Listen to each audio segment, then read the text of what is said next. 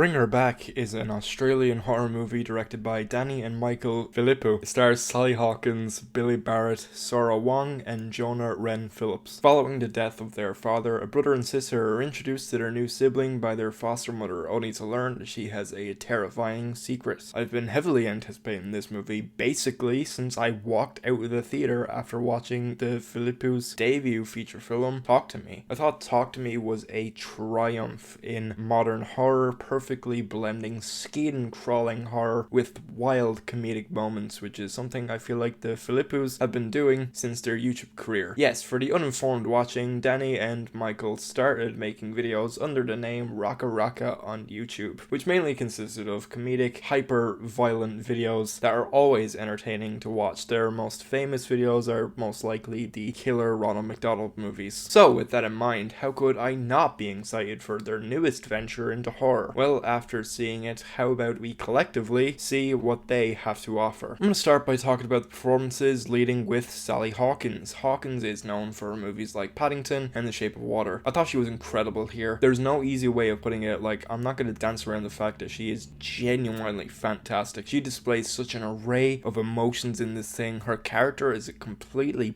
broken woman dealing with grief. There are times where she acts completely desperate whenever she has goals she needs to do, basically having nothing come in her way, showing how far a mother is willing to go for her family. There's many scenes in this where she gets to be such a bitch. There's no easy way of putting it. There's so many instances in this movie where her character is a complete bitch to everyone around her that by the end of it, you will easily hate her guts. There's an element here where you could almost sympathize with her character, but for me, she was too much of a horrible person to gain any sympathy. I can't stress enough how good Sally Hawkins plays this character. She did a great job, and it's wishful thinking that it would be great to see her get recognition for what truly feels like a career-defining role. Billy Barratt plays the role of Andy, the older brother of the two foster children. He's known for movies like Craven the Hunter and Blinded by the Light. I thought he did a good job in the role. He was great at conveying the care he had for his sister, and this going out of his way to do anything to protect her. There's a lot of great moments where he conveys just pure dread from trauma we're told the two have experienced. Most of this is shown on Barrett's face. He's really great at showing these emotions. He does a good job at showing terror on his face during most of the horror scenes, and every now and then pulls off some good screams to match. Sora Wong plays the role of Piper, the younger sibling of the two. This is Wong's debut role, and for this being her first movie, while still being pretty young, is shocking for how good her performance is. Her character is blind in this movie, and so is she, so for the things she's capable of doing in this, it's really impressive. She displays a good range of emotions, from going from happy in a few scenes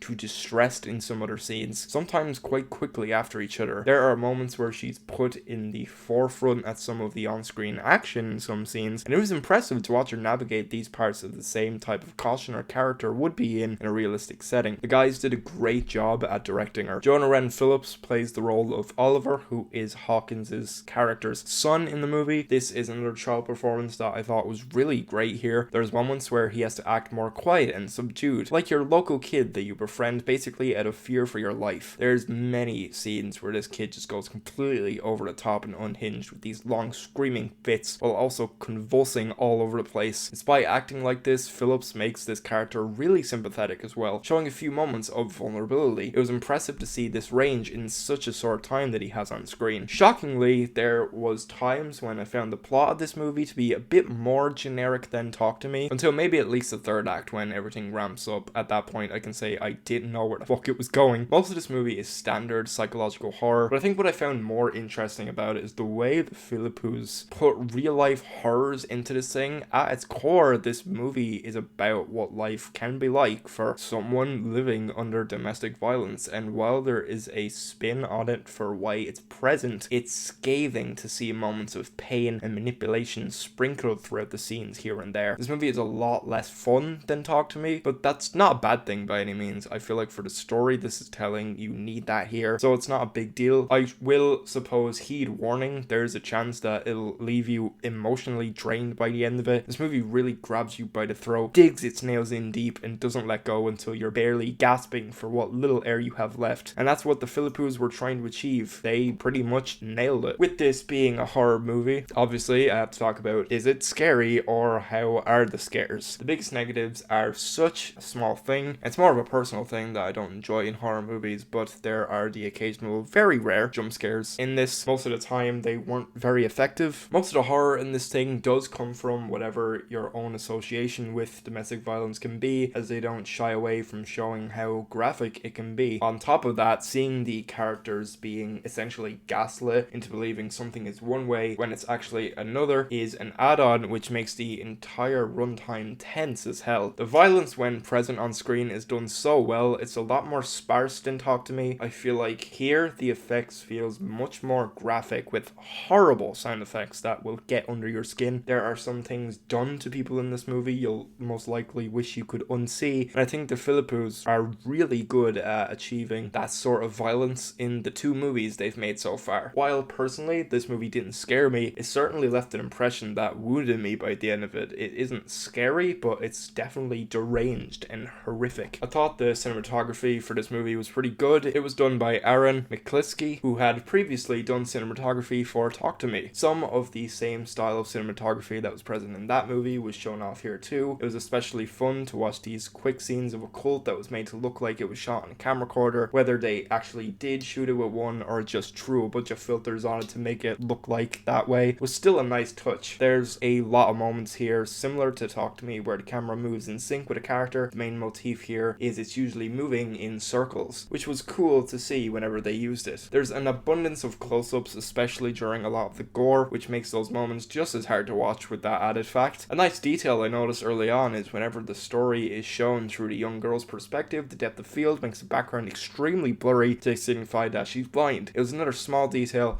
that added to the care put into this thing. Moving on to the music for this, it was composed by Cornel Lilzek. I've most likely horrendously butchered that name, who's done music for Talk to Me. The music in this is cool to listen to. A lot of the tracks are really creepy and do suit a lot of the scenes they're in. A lot of the instrumentation makes for an interesting soundscape throughout the runtime whenever the score is used. I wonder if sound will be a big thing in all of the Philippous movies, because the sound design along with the music in this is insanely well done. It's mainly present in the violent scenes in the movie. Whenever there's gore on screen, it features some of the most squirm-inducing, gushy sound effects you'll hear. Along with that, there's this one punch sound effect that sounded so real from its impact. It kind of shocked me hearing it paired with what was on screen. Any sound in general that isn't dialogue sounds like it was mixed just enough to irritate you. I feel like the guys have a decent knowledge on how to create sound design that gets under your skin, because Talk to Me and this movie really nails that. Overall, I really like this movie. The Philippous are now 2 for 2 in creating such creative and unique horror movies. I've noticed while there isn't exact dates on these things, they are apparently making a sequel and a prequel for Talk to Me. I'm not sure how to feel about this. If anything, I wouldn't mind this movie being explored a little more. There's a lot of world building put into this thing that isn't really shown. And yes, I'm aware they did a good amount of online analog horror type stuff for this movie, but general audiences are most likely not gonna find out about this stuff until maybe the movie is over. So it could be interesting to explore the cult elements present in this movie more in the future. I think these guys are on a generational run with their films. They clearly know what they're doing. So in fairness, no matter what they make, I think I'll be more than down to check it out to see how else I can be mentally scared. I'm giving Bring Her Back 4.5 stars. It features some really incredible performances led by a fierce Sally Hawkins. Its story and themes will stay with you long after you've viewed it, for better or worse, as this thing is just vile at times, feeling like a deeply evil movie. Like one of those movies you hear myths of, you're never supposed to see them, and then you do, and you turn out it's a piece of shit. Only in this case, you're greeted with an amazing feat of not just horror filmmaking, but filmmaking in general. It is a slow descent into a hellish nightmare I can definitely see myself returning to in the future. This movie is currently playing in theaters, and I can only recommend checking it out on the big screen to really hammer in that long-lasting impact that this movie will have on you.